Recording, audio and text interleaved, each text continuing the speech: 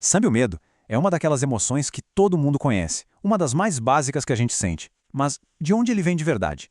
Nesta análise, a gente vai mergulhar numa perspectiva bem fascinante que diz que a raiz do medo está em um único erro de percepção.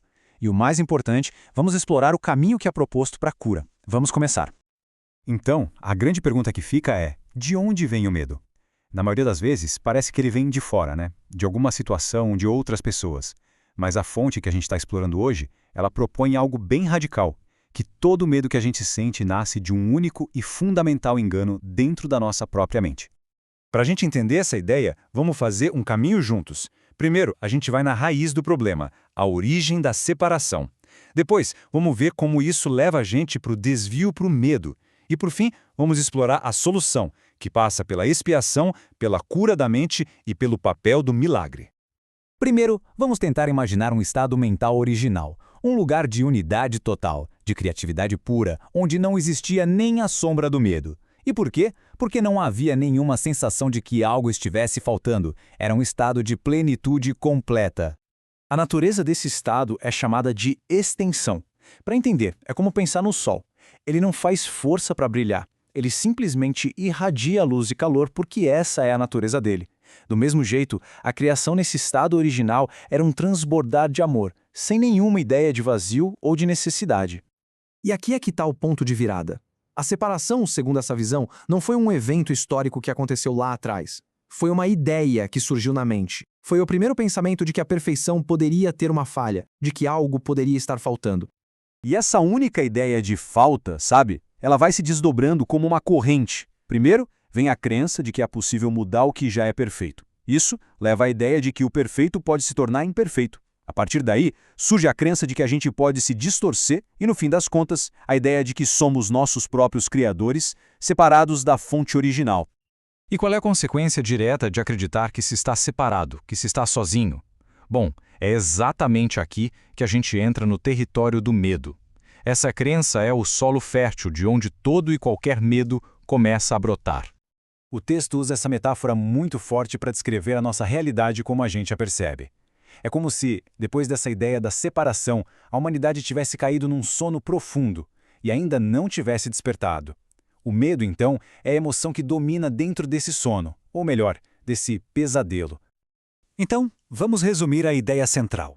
Toda forma de medo, desde uma ansiedade pequena até o pavor mais profundo, pode ser rastreada até essa única ideia.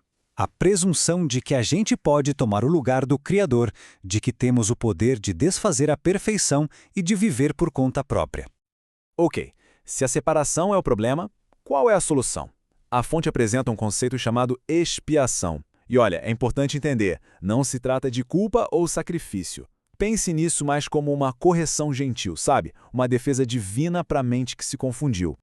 A expiação, nesse contexto, não tem nada a ver com punição. É um princípio de correção mental.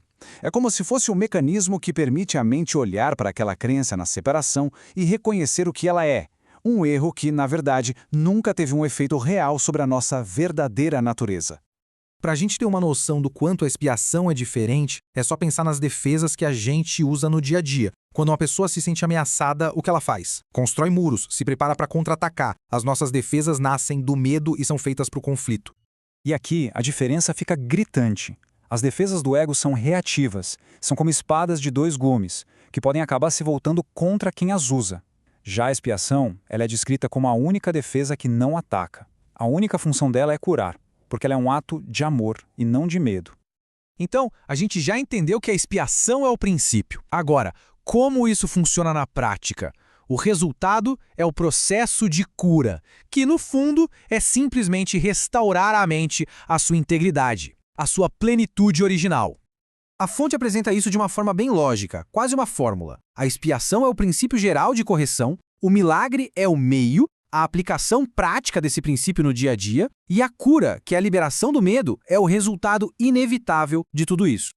E aqui está o coração da ideia de cura nesse sistema de pensamento. Curar não é sobre consertar um corpo, mas sobre libertar a mente do medo. E a condição para ser um canal para essa cura é, primeiro, encontrar aquele lugar dentro de si que não é tocado pelo medo. O texto insiste muito num ponto. Não dá para confundir os níveis. Pensa assim: doença, conflito, qualquer problema. Tudo isso são só os sintomas, os efeitos. A causa real é sempre um pensamento, uma crença equivocada lá na mente.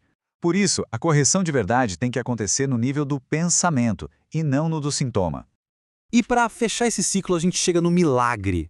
E olha, não é milagre no sentido de quebrar as leis da física, tá? É a ferramenta ativa, o mecanismo que a gente usa para aplicar a expiação na vida diária e assim facilitar a cura. A ideia aqui é que o poder de ajudar, de curar os outros, não vem de um esforço nosso, de uma habilidade especial. A fonte diz que a única responsabilidade é aceitar a correção para a própria mente. Quando se permite a própria cura, a capacidade de estender essa cura se torna uma consequência natural.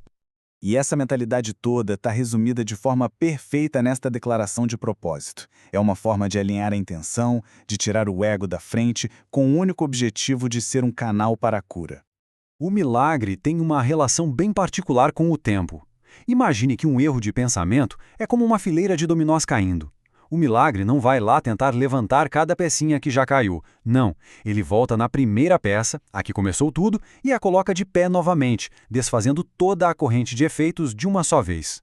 Ele corrige o passado e, com isso, libera o futuro. E tudo isso nos deixa com uma última pergunta para refletir.